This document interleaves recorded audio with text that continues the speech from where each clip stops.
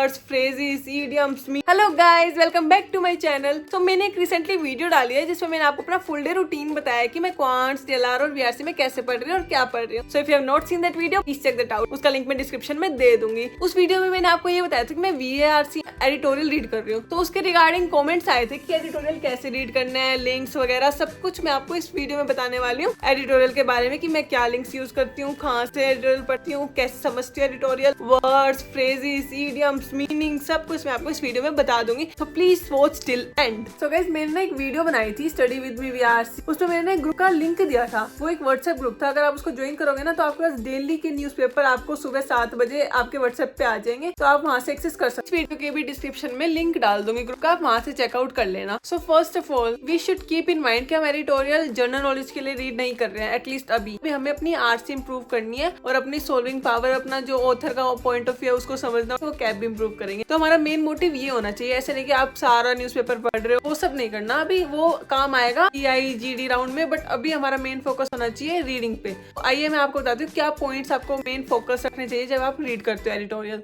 Guys, this is the first page. हमें starting से read नहीं करना है, हमें एडिटोरियल वाले पेज तक जाना है। So let's go to the editorial section. So guys, editorial read करने का मतलब ये नहीं है कि जितने भी आपको दिए हुए हैं इसमें पैराग्राफ वो सब रीड करना है। आप 1, 2, 3 कितने आपको सही लगे स्टार्टिंग में उससे स्टार्ट कर सकते हैं, उतना ही रीड करिए जो आपको समझ में आए। मेन हमारा है अंडरस्टैंडिंग बिल्ड करना। गाइज, मैं आपको स्टेप बाय स्टेप बताती हूँ कि कैसे आर्टिकल रीड करते हैं। जो फर्स्ट स्टेप है आपको आर्टिकल चूज करने की, कौन सा रीड करना है। तो पहले तो आप ना अभी स्टार्ट कर रहे हो तो ज्यादा बड़ा आर्टिकल मत लेना, आप 700-800 वर्ड से स्टार्ट कर सकते हो। पॉलिसी मिसमैच वाले से मैं आपको एग्जांपल देती हूँ कि मैं एडिटोरियल कैसे रीड करती हूँ। जैसे पॉलिसी मिसमैच वाला है, इसका एक पैराग्राफ उठा के आपको बताती हूँ इसमें हमें क्या क्या चीजें इंटरप्रेट करनी है, क्या क्या समझना है और कैसे रीड करना है। सो गाइस, पहले हेडिंग से अंडरस्टैंड करने की कोशिश करेंगे कि किस बारे में हो सकता है टॉपिक। जैसे पॉलिसी मिसमैच पढ़ लिया, हमें समझ नहीं आया किस बारे में, then we will read the next line, the US must not arm Israel while asking it to hold Gaza strike. तो अब इस लाइन को हम इंटरप्रेट करने की कोशिश करेंगे। अब यहाँ पे कुछ वॉर वगैरह की बात हो रही है, तो इसका मतलब ये है US should not give weapons to Israel while asking to stop attack. मतलब यहाँ पे अपने डबल स्टैंडर्ड दिखा रहा है यूएस,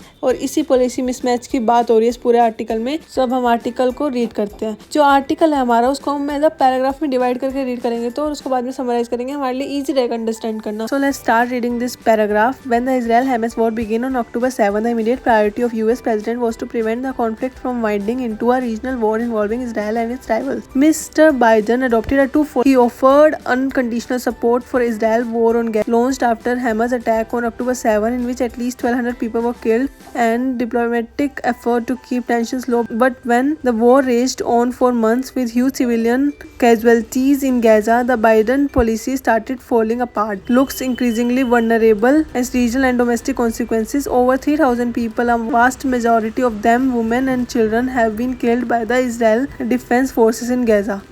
सो गाइज, इतना रीड करने के बाद जो हम समराइज कर पा रहे हैं वो ये है कि वॉर ओपोनेंट्स थे दो, इजराइल और हैमस ने पहले अटैक किया था, पीपल इंजर्ड हो गए थे, 8 मंथ्स तक ये लड़ाई चली थी। बाइडन की पॉलिसीज काम नहीं कर रही थी, तो बाइडन एक तरफ कह रहा था कि उसको वॉर नहीं करना चाहिए इजराइल को, एंड एक तरफ उसको सपोर्ट कर रहा था, वेपन्स भेज रहा था। So this was policy mismatch. तो अगर आप इस तरह से समराइज कर पा रहे हो अपना पैराग्राफ, इट मीन्स आपका एडिटोरियल समझ में आ रहे हैं, एंड इट इज गुड। आप इसी वे में रीड करते जाओ आगे। अब समराइज करने के बाद the second thing you need to do is find out the meaning of words. अब अनलीश्ड है जो एक वर्ड है इसमें, उसका मीनिंग फाइंड करो, फिर उसका सिनोनियम, antonym. Let me give you an example. जैसे अनलीश्ड का मतलब होता है टू रिलीज, और उसके सिनोनियम अनशैकल्ड, अनफेटर्ड ये है, एंड एंटोनियम है कंट्रोल्ड, सप्रेस्ड। ऐसे ऐसे आप वर्ड्स फाइंड आउट करो and then write in separate notebook. और वर्ड्स जैसे यूज हो रहे हैं वो है कैजुअलिटी, जिसका मीनिंग होता है damages, loss, death, and vulnerable, जो कि मोस्ट कॉमन वर्ड है, आपको पता ही होगा, वीक। ऐसे ऐसे आप वर्ड्स के मीनिंग, एंटोनियम, सिनोनिम फाइंड करो, उसको नोट डाउन करो।